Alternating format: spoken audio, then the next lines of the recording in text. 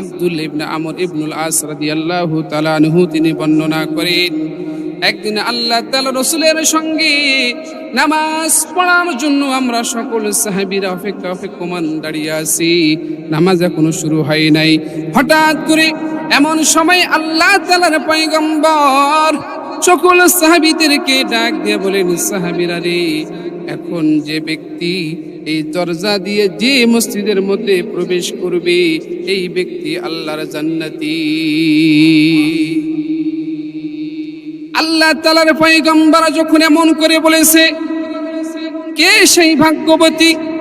আল্লাহ তাআলা রাসূলটাকে জান্নাতি বলে ঘোষণা দিয়েছেন।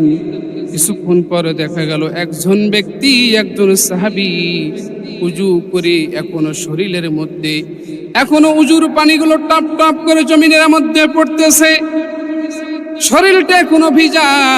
উজু করিয়া একজন সাহাবী, এরপরে আল্লাহ তাআলা রাসূল বলার পরে তিনি দরজা দিয়ে ভিতরে প্রবেশ করলেন। আমরা সকলেই বুঝতে পারলাম এই সাহাবী আল্লাহর জান্নাতি। আল্লাহ তাআলার পয়গম্বর বলেছেন, তাহলে অবশ্যই সে জান্নাতি। পরের দিন এভাবে আবার আমরা সকলে দাঁড়িয়ে আছি। আল্লাহ তাআলার পয়গম্বর বলেন, সাহাবীরা, এখন যে ব্যক্তি এই দরজা দিয়ে ভিতরে প্রবেশ করবে এই ব্যক্তি আল্লাহর জান্নাতি। জোরে বলি সুবহানাল্লাহ। এই ব্যক্তি আল্লাহর জান্নাতি। আব্দুল্লাহ ইবনে আমর ইবনুল আস রাদিয়াল্লাহু তাআলা আনহু তিনি বর্ণনা করেছেন, আল্লাহ তাআলার পয়গম্বর এবার তিনি ডাক দিয়ে বলেন, এই দরজা দিয়ে যে ব্যক্তি প্রবেশ করবে সেই ব্যক্তি আল্লাহর জান্নাতি। আমরা সকলে অপেক্ষায় আছি, কে সেই ব্যক্তি ভাগ্যবান? কোন সেই সৌভাগ্যবান ব্যক্তি? আল্লাহ তাআলা রাসূলটাকে জান্নাতি বলেছেন। আমি সহ সকল সাহাবীর অপেক্ষমান, কে এই ব্যক্তি যাকে আল্লাহ তাআলা রাসূল জান্নাতি বলে ঘোষণা দিয়েছেন?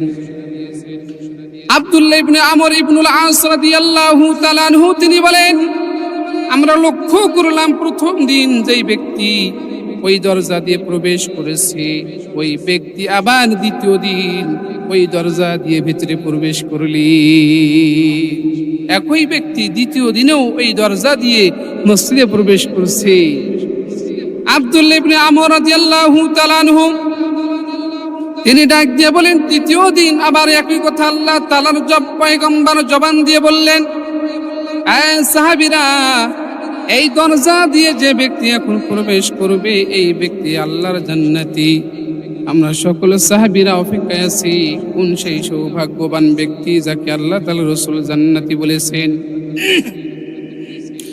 কিছুক্ষণ পর আমরা আবার লক্ষ্য করলাম প্রথম দিন যে ব্যক্তি ওই দরজা দিয়ে প্রবেশ করেছে, দ্বিতীয় দিন যে ব্যক্তি ওই দরজা দিয়ে প্রবেশ করেছে, তৃতীয় দিন একই ব্যক্তি ওই দরজা দিয়ে মসজিদে প্রবেশ করছে।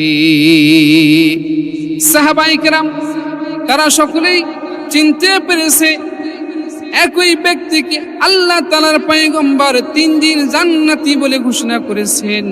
তিনি আর কেউ নয় সাহাবী হযরত সাদ রাদিয়াল্লাহু তাআলা আনহু। এই সৌভাগ্যবান ব্যক্তি আল্লাহ তাআলা রাসূল তাকে জান্নাতি বলে ঘোষণা করেছেন। আব্দুল্লাহ ইবনে আমর ইবনুল আস রাদিয়াল্লাহু তাআলা আনহু তিনি বলেন, আমার মধ্যে লোভ চলে আসলো, আমার মধ্যে জানার ইচ্ছা হলো এই ব্যক্তি কি এমন আমল করে যার কারণে আল্লাহ তাআলার পয়গম্বর তাকে জান্নাতি বলে ঘোষণা করেছে। সে কি এমন আমল করে? নিশ্চয়ই এনার মধ্যে এমন কোন আমল আছে যে আমলটা তিনি করেন আমরা হয়তো বা কেউ দেখতে পাই নাই। তিনি এমন কোন গোপন আমল করেন যেটা আমরা জানি না। তার গোপন আমল দেখার জন্য পরের দিন রাতের বেলা তার বাসায় গিয়ে হাজির হয়ে গেছে। আব্দুল্লাহ ইবনে আমর ইবনুল আস রাদিয়াল্লাহু তাআলা আনহু বলেন, ভাই সাদ রাদিয়াল্লাহু তাআলা আনহু, আমার বাড়িতে একটু সমস্যা হয়েছে, আমি কি তোমার বাড়িতে একটু রাত্রিটা যাপন করতে পারি? আমাকে একটু থাকার জায়গা দিবা রাতের বেলা। আমি যদি এখানে থাকি তোমাকে খানা দিতে হবে না, তোমাকে কোনো টেনশন করতে হবে না, মেহমানদারি করতে হবে না। আমি সকাল হলে আবার আমি আমার বাসায় চলে যাব। হযরত আব্দুল্লাহ ইবনে আমর ইবনুল আস রাদিয়াল্লাহু তাআলা আনহু যখন এই কথা বলেছেন, সাহাবী তাকে সাদরে গ্রহণ করে রাতের বেলায় তার বাড়িতে থাকতে দিয়েছেন। কিন্তু তার উদ্দেশ্য হলো এই সাহাবী কি এমন আমল করে যে আমল আমরা করি না, অথবা সে কি আমল করে আমরা জানি না। তার রাতের বেলার আমল দেখার জন্য তিনি তার বাড়িতে মেহমান হয়েছে। সেই সাহাবী আব্দুল্লাহ ইবনে আমর ইবনুল আস রাদিয়াল্লাহু তাআলা আনহু তিনি বলেন, আমি গোপনে গোপনে আমি নজরদারি চালাইলাম, গোপনে গোপনে আমি তাকে লক্ষ্য করলাম। আমি লক্ষ্য করে দেখলাম সাহাবী, যে সাহাবীকে আল্লাহ তাআলার পয়গম্বর জান্নাতি বলেছেন, এই সাহাবী আশার নামাজ আদায় করিয়া তিনি বিছানার মধ্যে ঘুমাই গেলেন। বিছানার মধ্যে ঘুমাই গেলেন। আমি দেখতে আসি, আমি তার আমল দেখার জন্য এসেছি, কিন্তু না, তিনি সারা রাত্রি ঘুমাইছেন। ফজরে যখন আজান হয়েছে, আজান শুই না উযু কইরা মসজিদে ফজরের নামাজ পড়ার জন্য চলে গেছে। আমিও তার সঙ্গে নামাজ আদায় করার জন্য চলে গেলাম। আব্দুল্লাহ ইবনে আমর ইবনুল আস রাদিয়াল্লাহু তাআলা আনহু বলেন, যেহেতু প্রথম দিন হয়তোবা কোনো কারণে তিনি আমলগুলো করেন নাই, যে আমলগুলো করার কারণে আল্লাহ তাআলার পয়গম্বর তাকে জান্নাতি বলে ঘোষণা দিয়েছেন, আমাকে আজকেও তার বাড়িতে রাতের বেলা মেহমান হতে হবে। যথাক্রমে প্রথম দিনের নাই দ্বিতীয় দিন ওই সাহাবী চলে গেছেন, তার বাড়িতে গিয়ে থাকার জন্য, মেহমান হওয়ার জন্য আবেদন করেছে। ওই জান্নাতি সাহাবী তাকে থাকার জন্য বাড়িতে জায়গা দিয়েছেন।